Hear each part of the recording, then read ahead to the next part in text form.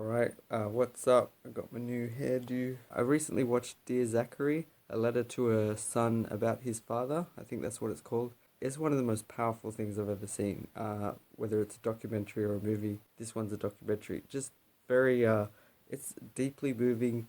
The music is gorgeous. I may as well mention, when I was watching it, I thought, what movie is this music taken from? Because it must be, the movie might not be great, but the music is really nice. And I didn't realize it was written by the maker of this movie. It is really, really nice. I think Kurt Cohen or something is his name. I'll just call him Kurt from now on. It's gorgeous. It reminds me of Randy Newman, maybe like who did all the early Pixar movies, and he did Awakenings, Pleasantville. It also reminds me a bit of Forrest Gump. The movie itself has similar, like it feels like it's sort of a big life story. It's just got that kind of nice happy, sad kind of feeling to it that Forrest Gump does. Except this is a real documentary. So yeah, I don't want to spoil it. The way I put it, I think to my brother, as I said, it will guarantee it will make you cry at some certain points. I think pretty much anyone. It will make you angry or furious at times. Like I was, haven't felt that angry in a long time. But also it'll make you smile. It'll make you or laugh or just kind of have that positive vibe, like just a feeling like you're part of something nice. Something I want to say here, when Roger Ebert reviewed JFK, the Oliver Stone movie from like 1991 or something, I think he mentioned in his review how like books are good for facts. Facts are well suited to being in book form, in written form, whereas movies are ideal for capturing emotions and feelings and moods, that sort of thing, or setting a certain tone or yeah, whatever. Mood is really the proper word. And I think this movie is a good example of focusing on that aspect. It's not so much, although it does present facts, and I think it does that well, because I think a lot of documentaries are manipulative. This one, I mean, I, we're only getting one side of the story, I guess, but it seems to be pretty good at not telling you what to feel, but simply presenting the facts and really capturing the raw emotions of the people involved. One thing I'll mention, because I want to try not to spoil it at all, you just have to sort of see it. Maybe the basic premise is alright. But what's interesting is as they're filming it, this guy, first off, it shows how passionate he was, that he took the time to go to all these places and interview all these people. You could tell how many people he interviewed, like it must have taken weeks, months, even years. And what's interesting is as he's filming it, so certain events transpire that kind of, the plot thickens, you could say, that really get you involved, and you can feel the ups and downs as things happen. And there are ups and downs, not to spoil it. And that's the thing. When I say I don't want to spoil it, I mean there are things that were really profound, that really affected me, and it keeps you on the edge of your seat. You really want to know the truth, and maybe most importantly, with a lot of movies, whether you can sometimes say a lot of movies it's silly because you know the good guys are gonna win.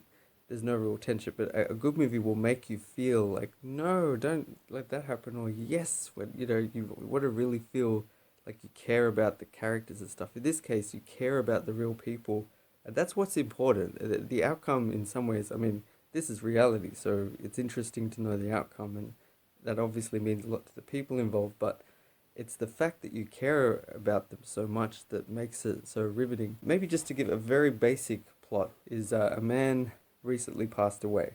No, not Zachary. The father of Zachary, and it's the movies to commemorate him or to remember him, and it's directed towards his son Zachary, so that in theory, as Zachary grows up or at some point, he can watch it, or it's just a way for him to remember his father. That's mainly what you need to know, and then it goes into some details of how did the father pass away. I guess the focus is kind of like two halves. It's remembering the father, what was he like, and I mean, maybe, I'm sure no one's perfect, but maybe they focus more on the positives, but there's so many people and they say so many things. And again, going back to capturing the emotions, it uses an interesting technique. If someone will say something like, oh, he's just so, and then it cuts to someone else, and they'll fill in the word, and that might seem like, well, you're editing it and you're taking it out of context, but the director's focusing on getting the people to sort of help each other finish each other's sentences. There's times where two different people or three different people will say the same word to describe the same person, like logical, and you can hear it in unison, and you just get this feeling of consensus on certain things, and I think it really works. There's other times where people will speak, it just lingers on them for a while, and you really sense the feelings they experience. So yeah, that's one part, is the who he was and remembering him and trying to give a feel. You really start to feel like you're part of the family. That's what I felt anyway. Like I feel like I know these people, or like I can understand that those kinds of relationships I can picture,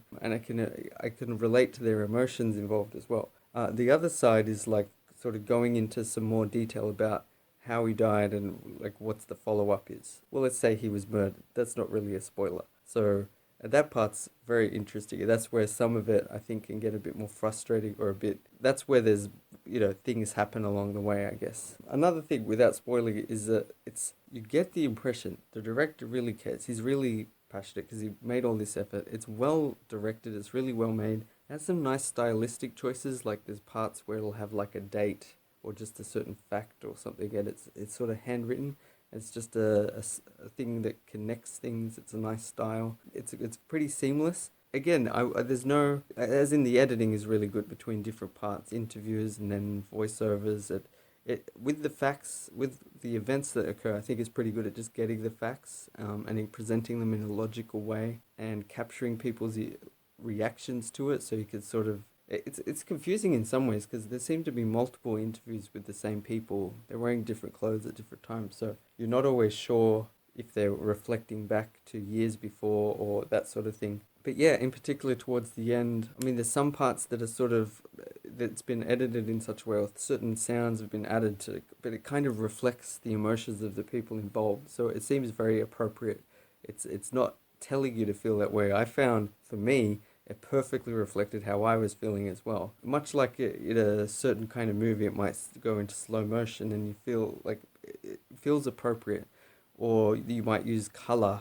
You might make it go all black and white, or emphasize certain colors, or I don't know, it might become really bright in a surreal kind of way. But it's just emphasizing the feeling that it would have, the effect it would have on you. But yeah, I think maybe towards the end it becomes a bit more personal. You sort of, because the director hasn't really, he's very behind the scenes, and I think towards the end it becomes more of a personal message from him, and I think that's really powerful. Let's see. Okay, yeah, so I've got to spoil it now. I'll go into some more details. So please don't watch past this point. Just watch it. I highly recommend it to everyone. It's appropriate, not really for kids, not because of violence or anything, but because of some concepts that are kind of adult and more along the lines of kids would ask why. Why would that person do that? And trying to understand why they're bad people, or why do bad things happen. And it would be confusing, and maybe they're not ready to understand all the aspects of it. Okay, so yeah, I'm spoiling it now. The when you find out, like I was thinking as I was watching it, I'm so excited to see what Zachary would think of this. So to find out halfway through that he goes missing with that mother who is just, I don't know. And that I immediately suspected, oh my God, she's gonna murder suicide, and then to find out that happens and that he's dead is just terror. Like, it was so hard to take. Like, it's called Dear Zachary, and he's dead. That boy never got past the age of 2 or whatever. That's devastating. I can't. Yeah, that really hit me, and that's what also made me angry about all the. This woman was really like not put in jail straight away, and then she's sort of released again later. I got to get into some of this because this drives me nuts. I think she was given like $75,000 bail, maybe on two separate occasions. The second time, I don't think she had to pay anything. I don't think anyone paid anything, which means, what does it mean? It's like, what's it could be a $5 million bail. It could be a $3 bail. It wouldn't make a difference. No one's paying anything. It, it loses meaning. It's like any rule that is not consistently applied or enforced, it becomes meaningless. So I didn't like that. I also don't like the general inefficiency of the American, or just most countries, I think, their judicial system, or whatever you call it, the law. The evidence for her having murdered someone was so clear. So I'll go through it from what I saw in the movie. So she had recently bought a gun that had the same caliber bullets as ones found on the scene. I'm pretty sure she had arranged to meet this person at around the time, I think it's Andrew, I forget, that he died around that time. He'd arranged to meet another friend relatively soon after, and he never turned up. It just sort of, both of their cars were in the same location, this park, at the same time. and then hers disappeared, whereas his was still there along with his dead body. Her gun, she'd been doing practice and it had been malfunctioning. And at the scene of the crime, there was a live round on the ground, and that was consistent with the type of behavior her gun had been displaying, which is that sometimes when you fire it, it would leak out or it wouldn't fire properly, whatever. Also, she had a motive. She'd been recently dumped by him and sort of sent on a plane to the other side of the country, and she chose to drive all the way back. She lied about this to the police. She also seemed very weird on the phone. Like, she didn't seem shocked that, what, he's dead? How? What happened? She seems to be more like, really? You should be careful telling his parents. They won't tell him. They won't take it well. And she sort of asks, "Oh, do you need to know about my gun? Is that what this is about?" Like, something like that. I mean, unless I'm missing something, unless there's some other context, it's highly suspicious. And I don't know if I'm just reading the wrong thing into this. If are we just like too nice to women, or is it because she's a woman that, oh, she's harmless? Like, how is this not a serious crime with extremely strong evidence? How is she even remotely? She should be immediately arrested. And I don't understand why it would take any longer than, say, 1 week to put the evidence together, let her have her say, tell us exactly what happened. Where's your alibi? Because we've got extremely strong evidence. You drove all the way back. You texted all these people, like you kept calling him or something. You bought a gun. We found bullets of the same type. I'm sure they could look for other evidence if they need. Like, what more do you need? The chance of that happening, of her coming back immediately at that place and he dies using bullets from a gun, the same type of gun that she bought recently with the same malfunction. Like, she should be in jail, right? Within a week. But she's not. She's free for ages. Eventually she goes to jail and then they release her again. It's mind-blowing. But then the other thing is, like, at the end, the parents of Andrew, the grandparents of Zachary, are kind of fighting, I guess, to get this new bill going. And I just think, like, it's good what they're doing, but that's not the way to solve it. Like, it's like the government, it's already so inefficient, this system, and we think we need more rules. We need to add more rules. The whole problem was not that she wasn't put in jail, that was fine. The problem was later on, just this last little thing that she was released on bail went to look after a child when she was not fit to, and we need to look out for the child. It's why was she even out of jail at all? If she, there was a quote about due to the specific nature of her crime. Like, I mean, any crime. I mean, if you, if someone just randomly goes around shooting people, they specifically used a gun and specifically went to a crowd of people. It's still specific. It's a specific place and time. Could have done it on Wednesday, but they did it on Tuesday at 6 p.m. If she specifically killed someone, what's stopping her from specifically murdering someone else? Another day, another time. She's capable of murder. Like, most people don't commit murder. That's what the grandfather or the father of Andrew pointed out. So my point is, it's not about children. It's not about child protection. It's about, why would a murderer be set free at all? Because I think she also harassed another guy not that long after. She kept calling him. If she's unstable, it's just mind-blowing. So I think this new bill, we don't need a new bill. What we needed was a more efficient system. She should have been in jail. And there needs to be serious consequences for anyone that made the process take longer. Or all that, because that new policy, you got to be careful with policies like that. It could cause more problems. You might have in another case, a nice person who's actually very good at looking after the children gets accused of something, or maybe they did murdered someone, or like manslaughter in self-defense, okay? Now, maybe they're going to get in trouble for that. Maybe they made the wrong choice, but they were attacked. They chose to shoot the person. Other than that, we think they're good at looking after their child. They get released on bail at some point. Now, this bill is going to make it harder for them to get out and look after the child. The child might be left with someone else in the family who is a pedophile, or I'm just saying, there are cases where it's not. That wasn't the issue. The issue was, she was clearly guilty. She should have been in jail. And anyway, you can see it drives me nuts. I can't believe it. And then just the solution is always we got this big inefficient system. Let's patch it with another extra thing. Imagine like a program on your computer that's just doesn't work properly. So the idea is to keep adding patches and updates, and it gets bigger and bigger and bloated. You just need to fix those things at the bottom, make it smaller, fix it. Anyway, some other things. I was deeply moved and blown away by those parents of Andrew. They seemed like such caring people. They almost, I don't think they ever really forgave this woman. But they didn't, they could have treated her so awfully. But they were so civilized in the way they dealt with her. And they cared so much about Zachary, who was their grandson, Andrew's son, and was so good with him. And I feel terrible that almost this because Zachary liked the grandma more than his biological mother, that could be part of the reason that mother committed the murder suicide out of jealousy. Now, of course, there's no logic like it's just kind of tragic, and yeah, just how caring they were in terms of Andrew as well, being devastated, and how open they are about admitting that the first thing they thought of was suicide, which I can understand that feeling completely. Like just the I don't think it's about wanting to kill yourself. It's about thinking, my life is empty. I've lost everything. What can I do? I can't stand living with this feeling. I think that's the impression I get of what it feels like. That's,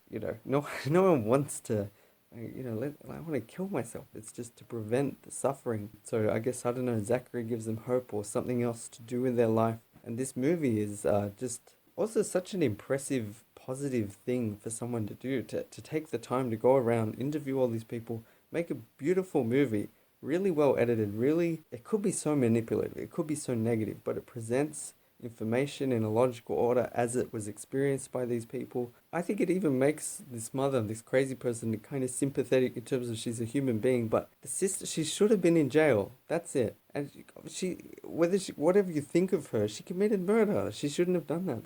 That is evil. This is the other thing. I think there's still too often too many people, I think, that want to be nice to people, want to forgive. And I think there is nobility in forgiveness and in seeing that people are flawed. They might have had, maybe she had a really rough childhood, this woman that killed the guy and then the boy. But you've got to ask, how much more problems do you want from that?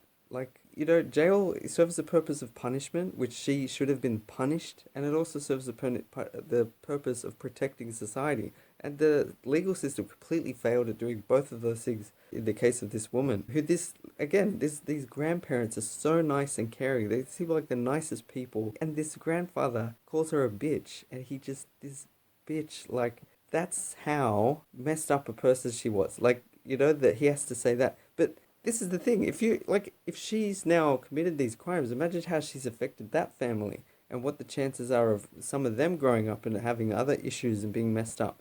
That's what I think people don't think about. Any time a crime is committed, like a murder, a rape, even just stealing and anything that's serious, it could have severe effects, psychological effects on those people that grow up and then, but it's like, for the sake of this one person who's already committed a crime, we care so much about giving them a second chance, that we don't care about all the victims, all the families, and the fact that later they may commit another crime of a similar nature, and then heaps more people's lives are ruined permanently because we're too nice to just say, you know what, you had your chance. That's the other thing. I always think of Batman. This might seem silly, but Bruce Wayne, he was an orphan. His parents were killed in front of him as a child. I mean, I know it's fiction, but I think it's one of the great fictional mythologies or whatever, stories of all time. His story is that of a villain. He should have been a supervillain. He has billions of dollars. It's like he should have been Lex Luthor, but he became Batman. I've sometimes wondered about that, if you think about it, having tragedy in your childhood is no excuse for being evil. It's just as much an excuse for being a good person. I mean, I can think of people who, something tragic happens to them. Maybe they had a sibling or a son or daughter with a severe disability, and then they decide to start gaining money to try to raise money for certain charities. They become, they do really positive things. In the case of Batman, his parents are murdered and he becomes a force for good. It's not overnight. Batman Begins, I think, depicts really well the transition. But the point is, like I said, tragedy is not an excuse for becoming evil. If you choose to shoot someone, which this bitch did, that's the appropriate word, she should go to jail. That's it. She had her chance. With whatever issue she's been through. I wouldn't say I've been through lots of big issues, but the things that have affected me I felt really awful about, I think if anything have made me try to be more kind and more caring to people and more active, in trying to fight bad things, a la Batman. Okay, so maybe the last thing is just I felt so much love for these people, these families, and just to see how they were affected by the way Andrew passed away and their loss, and what Kurt put into it, I think is incredible. There needs to be more stuff like this that's original, that's just truthful and honest, and just, affects you deeply because it just presents life and real emotions that we can relate to, and love. There's so much. I haven't seen. I think you could take the whatever romantic comedy you want. It won't have anywhere near as much love as what you see in this movie. So anyway, I highly recommend it. Yeah, I'm curious what other people think about these issues. But anyway, all right. Thanks for watching. Bye.